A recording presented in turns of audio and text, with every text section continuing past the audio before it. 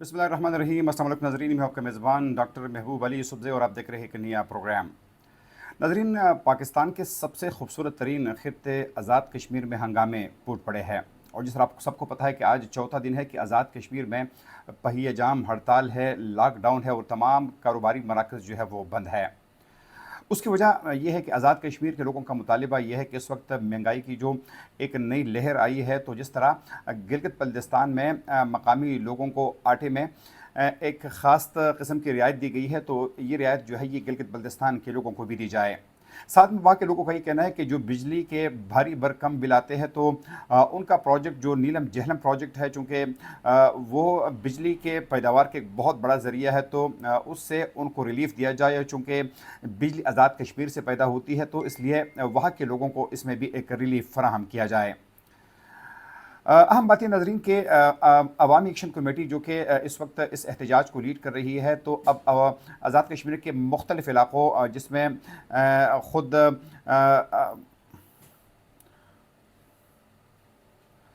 आज़ाद कश्मीर के मुख्तलिफ़ इलाक़े जिसमें ख़ुद कोटली शामिल है, बाग शामिल है, मुख्तलिफ़ इलाक़ों के लोग जो है वो इस वक्त मुज़फ़्फ़राबाद का रुख कर रहे हैं और वहाँ पर इकट्ठे हो रहे हैं। गो कि हुकूमत की जानिब से जगह जगह पर रुकावटें खड़ी कर दी गई है। इस वक्त सूरत हाल ये है कि वहाँ पर इंटरनेट की सहूलत जो है वो बंद कर दी गई है, जबकि मजमूई सूरत हाल जो है वो इस वक्त इतनी ज़्यादा बखदोश हो गई है कि गुज़िश्ता रोज़ जब हंगामी फूट पड़े थे, तो एक एसआई जो थे, पुलिस के एसआई, वो भी शहीद हो गए थे। आज सूरत हाल मज़ीद ख़राब हो गई है और आज़ाद कश्मीर के हुकूमत ने वफाकी हुकूमत से दरख्वास्त की है कि आज़ाद कश्मीर में इन हंगामों को काबू करने के लिए रेंजर भिजवा दी जाए। तो अब रेंजर की बाकायदा रिक्वेस्ट की गई है और उम्मीद है कि बहुत जल्द वहाँ पर रेंजर्स को भी तैनात कर दिया जाएगा। साथ साथ में नाजरीन, अब से थोड़ी देर पहले वज़ीर आज़म पाकिस्तान शहबाज शरीफ ने इस सूरत हाल पर भी जो है वो तशवीश का इजहार किया है, जबकि सदर मुमलिकत आसिफ अली जरदारी ने एक आला सतही का इजलास जो है वो भी आज तलब किया है, जिसमें आज़ाद कश्मीर के मौजूदा सूरत हाल पर गौर खौज किया जाएगा। लेकिन अहम बात यह है नाजरीन के पाकिस्तान में इस वक्त जो महंगाई हुई है, इससे पाकिस्तान का हर शख्स जो है वो मुतासिर हुआ है, चाहे वो मिडिल क्लास लोग हैं, चाहे वो गरीब लोग हैं। चूँकि बहुत ज़्यादा महंगाई हुई है और अगर हम गुज़िश्ता 3 से 4 सालों का मुवाज़ना करें तो महंगाई में तकरीबन 300 से लेकर 400% तक का इजाफा कर दिया गया है, जिससे गरीब आदमी की नींद जो है वो हराम हो गई है। बल्कि जो मिडिल क्लास लोग थे, जो तनख्वाहदार तबका है, वो भी हैरान और परेशान है कि किस तरह खर्चों को पूरा करेंगे। तो आज़ाद कश्मीर से लहर शुरू हुई है और जिस तरह आप सबको पता है कि आज़ाद कश्मीर की अहमियत पाकिस्तान के लिए वैसे भी बहुत ज़्यादा है। एक इंतहाई सेंसिटिव इलाका है जो कि हिंदुस्तान के ज़ेर कब्ज़ा मकबूजा कश्मीर के साथ बिल्कुल मुंसलिक है और यकीनन ये जो मौजूदा सूरत हाल है, तो खुदा न खास्ता इससे हमारा दुश्मन भी फ़ायदा उठा सकता है।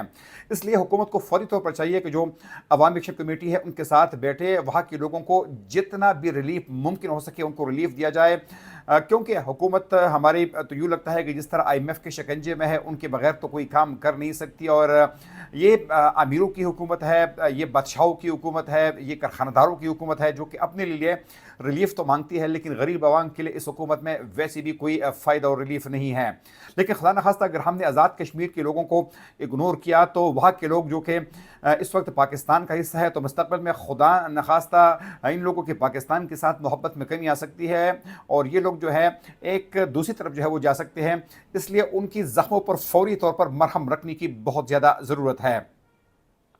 इसके साथ ही नाजरीन, IMF के हवाले से खबर जो है वो आपके साथ शेयर करना चाहते हैं, और वो खबर ये है कि इंटरनेशनल मॉनेटरी फ़ंड का जो एक वफ़द जो है इस वक्त इस्लामाबाद पहुंचा है और उनके मज़ीद अफराद, जिसमें IMF वफ़द के जो सरबराह है जोनाथन, वो ख़ुद पाकिस्तान पहुँच रहे हैं। लेकिन इस वक्त उनकी टीम जो पाकिस्तान में है, तो उन्होंने पाकिस्तान की मौजूदा सियासी सूरत हाल पर तशवीश का इजहार किया है। इसके बावजूद भी कि पाकिस्तान में 8 फरवरी को इलेक्शन हुए थे और एक नई हुकूमत की इंस्टॉलेशन हुई है, एक नई हुकूमत वजूद में आई है और अब आहिस्ता आहिस्ता काबीना, गवर्नर्स, तमाम लोगों की तैनातियाँ भी हो गई है। लेकिन इसके बावजूद भी IMF का ये कहना है कि पाकिस्तान की एक बहुत बड़ी सियासी जमात यानी पाकिस्तान तहरीक इंसाफ जो है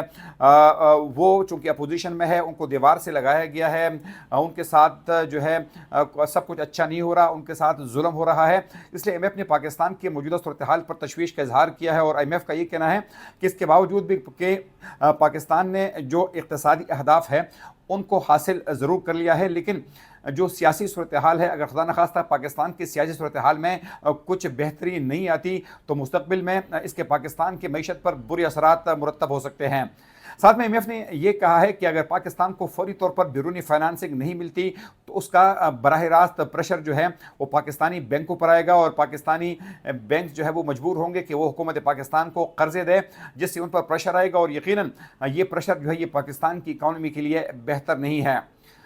اس طرح آپ سب کو پتہ ہے ناظرین کہ پاکستان کی حالات اس وقت قدرے بہتر ہو گئی ہے، جو مختلف قیمتیں ہیں یا اشیاء خردنوش کی قیمتوں میں معمولی کمی آئی ہے یا ان میں استحکام ہے۔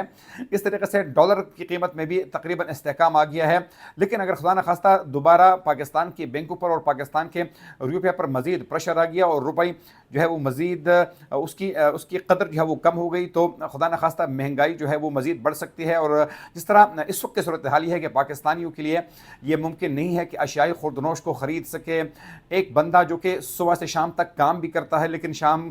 تک وہ اتنا نہیں کماتا کہ وہ اپنے اور اپنے اہل خانہ، اپنے اہل وعیال، اپنے بچوں کے لیے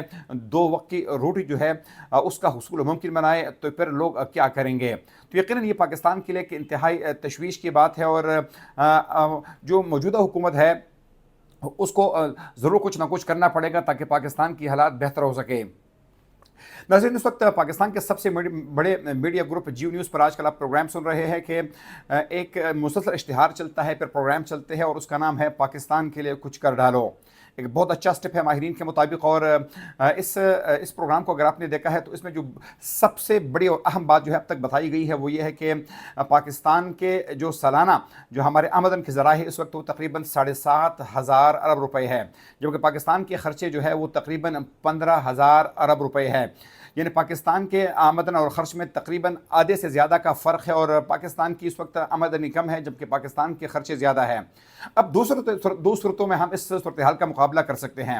یا تو پاکستان اپنا آمدن جو ہے وہ 15,000 ارب روپے تک جو ہے وہ لے جائے، یا پاکستان اپنے خرچے جو ہے وہ 7,500 ارب روپے تک لے کر آ جائے، تو اس کے بعد پاکستان کی معیشت میں استحکام آئے گا، اور اس کے لیے مختلف آپشن جو ہے وہ زیر غور ہے۔ سب سے پہلے اہم بات یہ ہے کہ پاکستان کے وہ تمام ادارے ریل اسٹیٹ سمیت، پاکستان کے زراعت سمیت، اگر آپ تمام اداروں میں جو ہے جب تک ان کو ٹیکس کے نیٹ میں نہیں لائیں گے، وہاں پر نئی اصلاحات نہیں کریں گے تو پاکستان کی آمدن میں اضافہ نہیں ہوگا۔ اس طریقے سے پاکستان کے بڑے بڑے ادارے جو ہے جن پر پاکستان ہر سال اربوں ڈالر خرچ کرتا ہے، تو وہاں پر اگر کچھ کمیاں لائی جائے تو یقیناً یہ پاکستان کے لیے اور پاکستان کی معیشت کے لیے اچھی بات ہوگی۔ پاکستان کی بیوروکریسی، پاکستان کا تنخواہ دار طبقہ، پاکستان کے پینشنز، ان تمام خرچوں میں اگر کمی لائی جائے تو کسی حد تک اس کا فائدہ پاکستان کو پہنچ سکتا ہے۔ ایک غریب ملک کی افسر شاہی جو ہے وہ اگر مغرب اور امریکہ کی طرز پر زندگی گزارتے ہیں، اس لیول کی ان کو تنخواہیں ملتی ہے، مرات ملتی ہے، گاڑیاں ملتی ہے، تو یقیناً یہ اس غریب ملک کے شایان نشان بالکل نہیں ہیں۔ جب تک مجموعی طور پر اس ملک میں ہم اپنے خرچے کم نہیں کریں گے، حالات کو بہتر لانے کے لیے خود کوششیں نہیں کریں گے، تو باہر سے یقیناً کوئی نہیں آئے گا کہ وہ ہمارے حالات جو ہے وہ بہتر کرنے میں ہماری مدد کرے۔ ناظرین، صورتحال یہ ہے کہ IMF کی ٹیم پہنچ گئی ہے اور بجٹ سے پہلے یہ ٹیم پہنچ چکی ہے، تو یقیناً یہ پاکستان کے لیے تو ایک طرف اچھی خبر ہے کہ IMF پاکستان کے لیے ایک نیا قرض پروگرام کی منظوری دے گا جس سے پاکستان کی معاشی حالات کسی قدر بہتر ہوں گے، لیکن دوسری جانب انتہائی سخت بجٹ جو ہے وہ سامنے آ سکتا ہے، نئے نئے ٹیکسز سامنے آ سکتے ہیں، اور پاکستانیوں کے لیے مزید مشکلات جو ہے وہ بھی سامنے آ سکتی ہیں۔